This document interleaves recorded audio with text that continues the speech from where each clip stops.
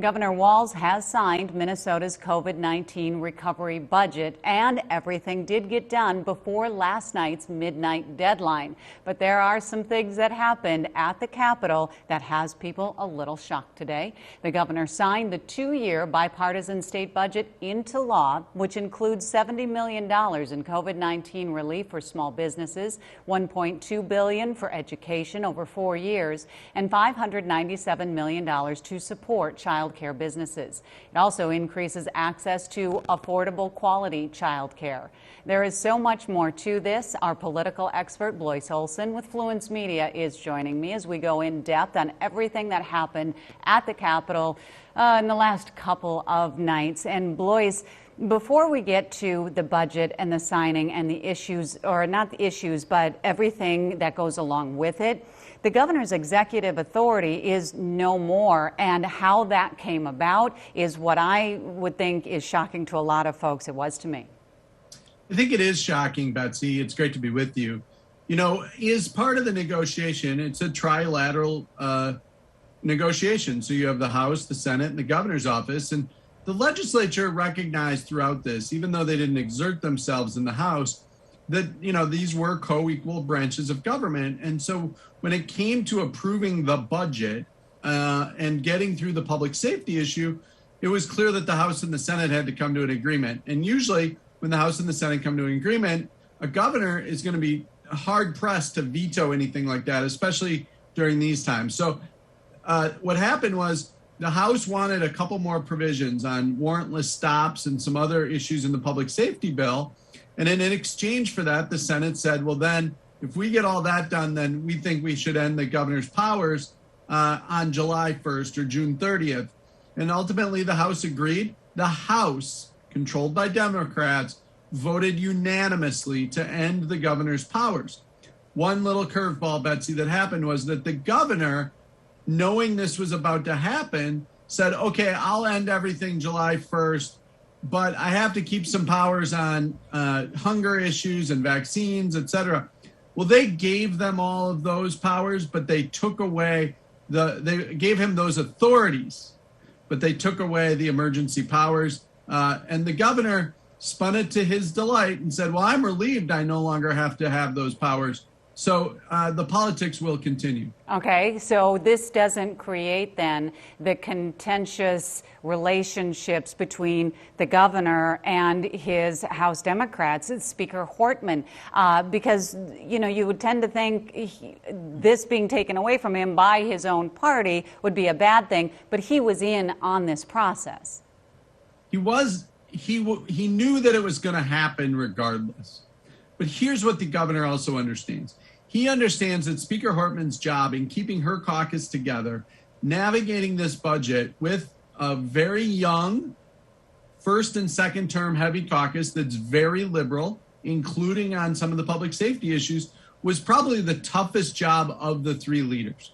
And I think the governor knows that if that meant that she had to give up his emergency powers to cut a deal with the Senate, I think the governor's willing to accept that. Who got the better deal, in your opinion, on this? Because the Republican-led Senate, didn't want to give in to some of these concessions with the public safety bill, and the governor ending his executive authority or having it ended by only a month. It doesn't seem like the Republicans made out better in this.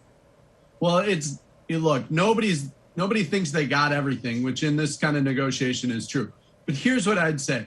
Looking ahead, all of them get to say record education spending. All of them get to say tax cuts. All of them get to say, we navigated COVID and all this federal money has been helpful. So I think they all kind of get to take their own victory lap, but they're all still going to have to answer in the next year to the party activists. And Republican Party activists aren't going to be happy with all the Republicans. And DFL party activists aren't going to be happy with all the DFL bills. So that's where you're going to start to see some early kind of sorting it out on who's a winner and who's a loser politically. But I think the whole rest of the state, those are people who aren't activists, look at this and say, they got a budget done. Can we just not turn on political talk for a while and just get on with good news and local news and things like that? Okay. With that said, I do want to break down what is in some of those different pieces of the budget. Hang with me 2 minutes. We'll come back and we'll break that down. Again, I'm continuing my conversation with Blois Olson with Fluence Media, going in depth with the budget that was passed at the Minnesota Capitol and the budget signed by Governor Walz last night.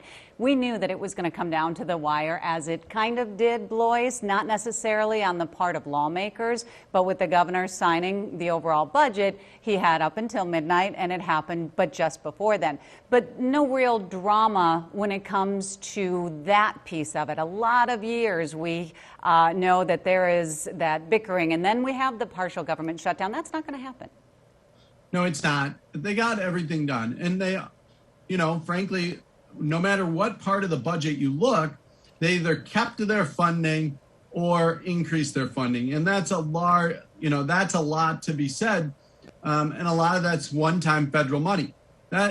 So you look at education, more money. Housing, more money. We don't know about a bonding bill yet. Tax relief for small businesses, especially those who got PPP loans, comply with the federal tax code. More money, as you mentioned, for childcare, which is a huge issue. More money for broadband.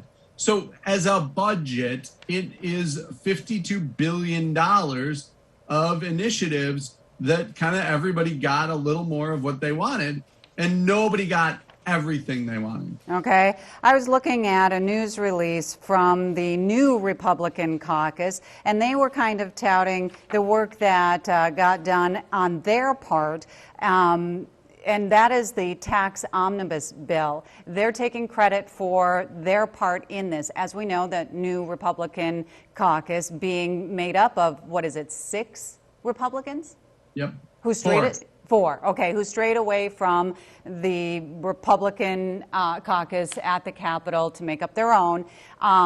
Do you see it that way at all? Did they have that big of an influence on the tax portion of this? It's tough to see what they really had an influence on. They voted along the lines of the traditional Republican caucus more than they didn't. They've tried to play some games with Republican leadership. They've offered the DFL some votes. Ultimately, I think you have leaders in that caucus, including Representative Tim Miller, who were more engaged probably on public safety than the traditional Republican House caucus. In fact, he made it on the conference committee because he voted for the public safety bill the first time around. So they definitely had influence on as individuals, but as a caucus, it's tough to see that they had any big influence on the entire result. Also in taxes, we won't be seeing a gas tax or an increase in it.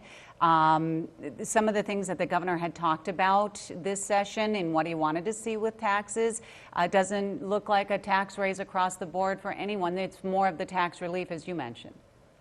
Yeah, I think that's one thing that everybody, as they reflect back, is going to see. DFL House members and the governor wanted big tax increases, including a gas tax increase again. And none of that happened. But the governor didn't give up on any of those tax increases until mid-May.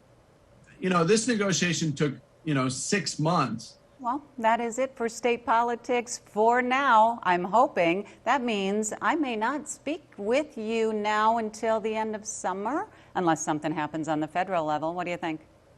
I think we can safely say that we won't talk about the legislature much for the next couple months. All righty. Well, we have a link to Morning Take, and that comes out every single day from Blois and Fluence Media that you can check out and subscribe to, which I highly recommend. My friend, if I don't talk to you in the next couple of months, have a great summer.